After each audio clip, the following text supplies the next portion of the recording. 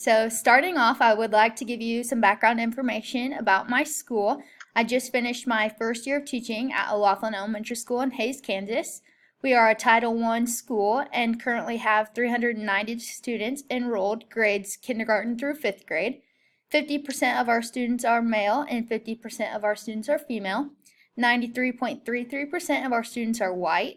5.38% identify as other and 1.28% are Hispanic. 6.92% of our students are ELO, and 11.28% of our students identify with a disability. So now I'm going to provide you with some background information about the essential question. We use a variety of assessments to gather data and monitor progress throughout our school, such as STAR Math and STAR Reading, Go Math curriculum assessments, the Teachers College Assessment, Literacy First assessments, and PAST, which is Phonemic Awareness Skills Test, and then obviously the state assessments for grades K through 5, or 3 through 5, I'm sorry. In addition, we also gather perceptions data through student, parent, and teacher surveys, and they are normally sent out at the end of the year, and then we analyze those at the beginning of the next year. All of our data is stored in PowerSchool. O'Laughlin is a very high achieving school in the USD 489 school district. Our state assessments are high and they continue to be. For example, on our math state assessments in 2018, we had 27.58% of our students score a level 4, while the state rested at 9% scoring in level 4. At O'Laughlin, we have undergone changes with new curriculums. However, with just being a first-year teacher, I have only been introduced to the new curriculum. I can only say that I know that we have undergone changes just from the previous teachers. The curriculum that we are now using for math would be Go Math. For reading and writing, we are using Reading and Writing Workshop, and then we also have a new phonics curriculum. In addition, a new behavior management system has been put in place at our school where we focus on a 3-to-1 ratio, 3 positives and 1 negative. This ratio was paired with a tiered behavior system with a goal to lower the office referrals that are given each year. So the desired outcome of our school is to celebrate our strengths and address the weaknesses that our data provides in order to provide the best learning experience for our students. But also we are focusing on creating a social and emotional health curriculum so that we can prepare our students with coping skills and mechanisms to use in the classroom and outside of the classroom. So do you guys have any questions for me? Yeah, so you guys use a lot of different data in your building.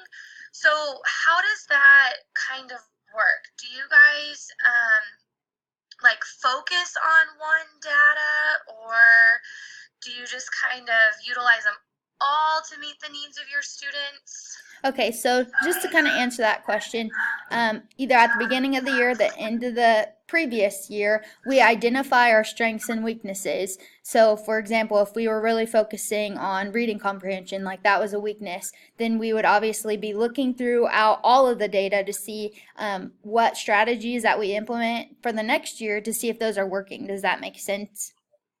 Yes, Okay. yes, that does. Right. Okay, oh, go ahead. Okay, I got a question. Okay. I know you talked about your school having good state assessment scores. Yes. What does your school do specifically to keep improving or keep your scores higher than the state average? Okay, perfect. So a couple of those things would be we have very high expectations not only for our students but for our teachers as well. We not only meet as like team teachers, like for our grade, I was a 3rd grade teacher. I not only met with my 3rd grade team, but we would also meet vertically. So by that I mean I would also meet with the 2nd grade team and the 4th grade team. Does that make sense? And we would obviously go and like collect different strategies, different lesson plans, kind of see what they're seeing. If there's different things that I need to add into my classroom, they would definitely help me out and let me know what I could do to make sure that our students are continuously improving throughout the school years. But also a big thing that I noticed that our school did this year is that we implemented the Kansas State interim assessments, and those are essentially practice state assessments. And so once we were given the windows to kind of do those, we took advantage of it, and that definitely helped my students gather confidence before going into the state assessments. Okay, so another question. You talked about your parent and your teacher surveys that you guys do. What are you doing after you get those surveys and you analyze your data to help improve your school? Okay, so we would definitely look and see at what the parents and the teachers and sometimes even the students are saying. If they're happy about something that we were doing, we'd obviously celebrate those successes, and obviously try to keep those strengths up. But if they are upset about something, say they are upset about, I don't know, I'm just throwing this out there. Say they're upset about a certain water fountain in a hallway, then we would obviously address that and make sure that their concerns are heard and addressed, not just sweep them under the rug. Okay. I have one last question. Okay. In my school, we're a Title I school as well, and we have a lot of behavior issues. Okay.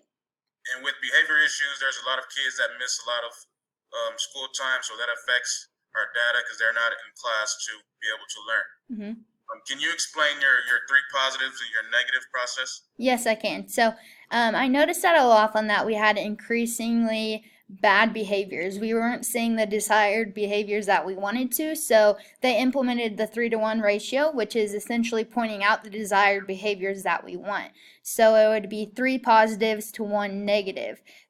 This can be used throughout hallways. It can be used in the classroom, the lunchroom, throughout all of our specials classes such as art, PE, everything like that. Every teacher's on the same level, every teacher's on the same page, and we all kind of know how to use this ratio. So for example, our hallway routine includes a straight line, tight to the right, quiet feet, and being at a voice level 0. So if I see a student that is not following those directions, then I'm going to point out students that are following that direction. So just for example, I could be like, Susie, great job standing in line, looking straight ahead, having quiet feet. Or another big thing is we are always looking for soaring eagle behavior because we're eagles at Laughlin. So I could be like, wow, Bob is showing soaring eagle behavior by standing tight to the right. Things like that. So I'd point out 3 different positives, and research has shown that if you point out positives in that student that is not doing the desired behavior, he is going to or she is going to follow the desired behavior after those positives are pointed out. Thanks. So I guess what I'm kind of wanting help with, in order for our students to have their social and emotional needs met, and in order for my school to kind of have that curriculum built, we need more collaboration time with teachers, and we definitely need support from counselors and administration. We don't have a full-time counselor right now, so do you guys have any ideas that we could do to kind of build that curriculum?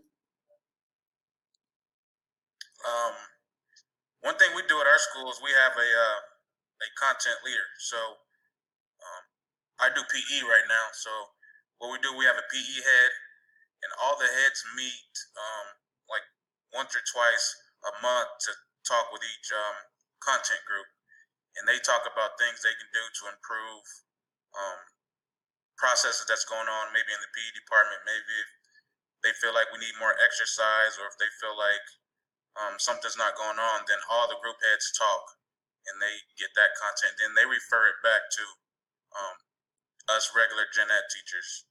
So I think that helps in improving some of the processes at the school. Yeah, I like that. So like you guys have quite a bit of collaboration time like implemented throughout your school day? Yeah. Okay, I like that. Do you have anything for me, Rebecca?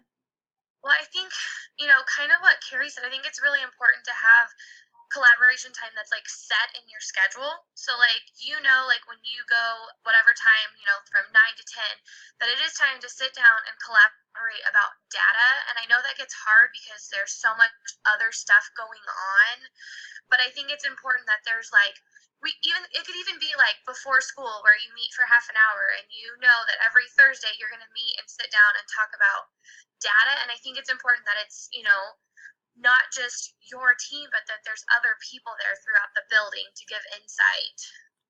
Yeah, I definitely like those ideas.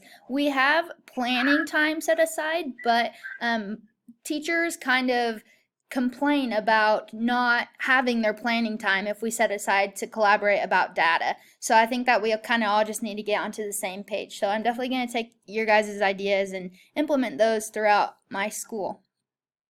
Thank you, guys.